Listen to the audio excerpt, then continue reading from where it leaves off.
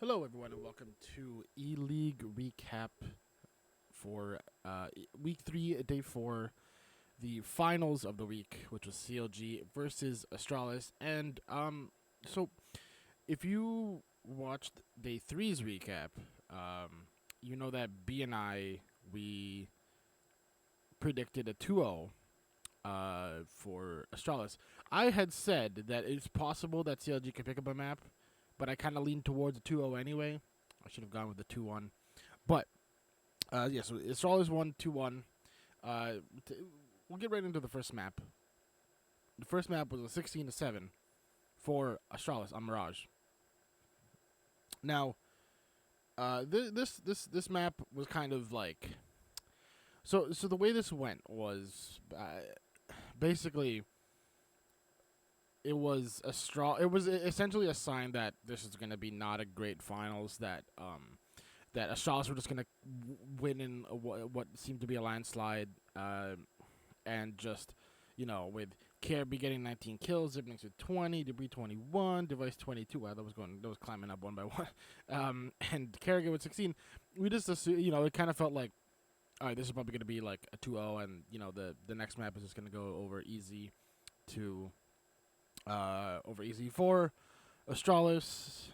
It was kind of like, yeah, especially when you have JDM and Cutler being the only ones with over 10 kills. Cutler with 12 and JDM with 22. Everyone else had 9. PETA had 9, Hayes had 8, and Tarek had 8. You know, it was just like, it wasn't a great match. It was just like, yeah, it's probably going to go Astralis' way. EU versus NA kind of bullshit, kind of whatever, standard plays. But, this turned out to be a fantastic finals for the week. Considering how the week went, how it was mostly like under 10 rounds to 16 rounds, most matches. It was kind of a boring round in the week in those in that sense. There was no contestant all that much up until the finals. The finals were amazing. We go into overtime for CLG to win Dust 2 19-16 in such an amazing play. You would not believe how this is what people want. Moses was saying, where the fuck has CLG been? And that's a quote. Where the fuck has this been? Has this CLG been this whole time? And it's true. They were not showing up.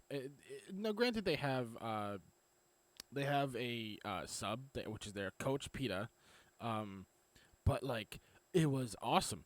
We got to see CLG how they were before. This is the real CLG. This is who we want. Hayes with 28 kills. PETA with 28 kills.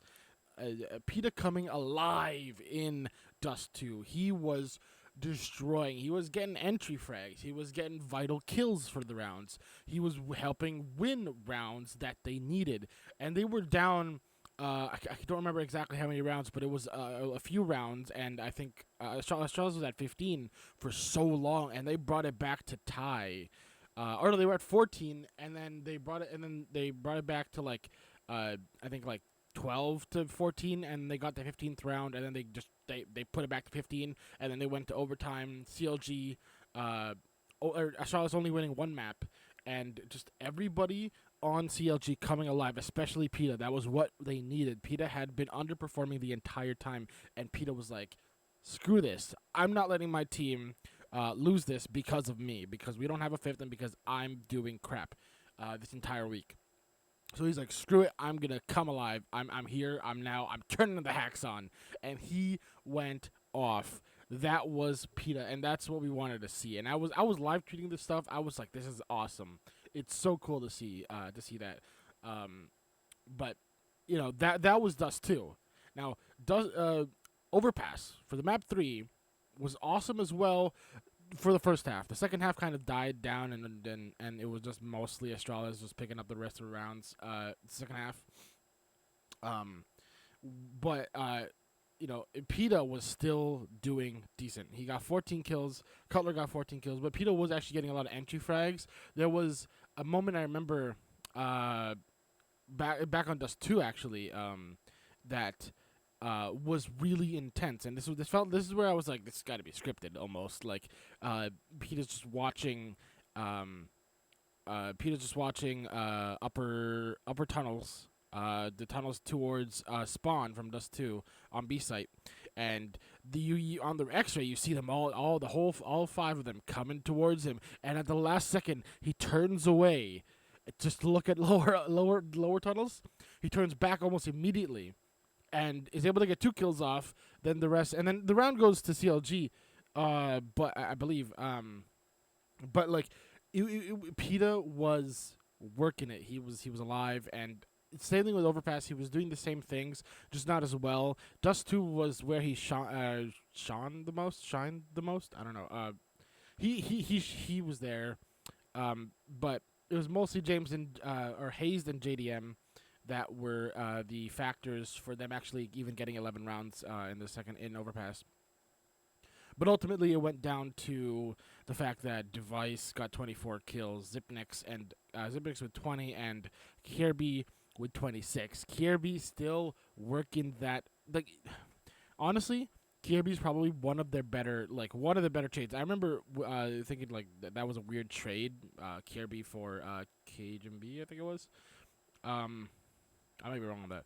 I can't remember who, but to Dignitas, and it was a well played trade. Like Kirby has been just doing so good for Astralis. Pretty much top ranking like almost every map, and they deserve that win. They deserve the ELeague final win. Man, like what an incredible finals. That I mean, like ELeague has really not been much of a downer aside from this week kind of being a little bit underwhelming, I guess. But man, those finals really brought it home and was like that's where we want to see ELeague. But enough of me of just kind of praising how good those finals were.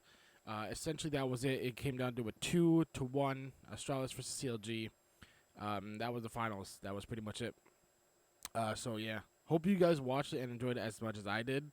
I had fun with it, man. And yeah, we'll see you guys week 4 of ELeague. And don't forget, I forgot to mention this last time, but don't forget to click our link for AlphaDraft if you want to play fantasy esports. It's super fun.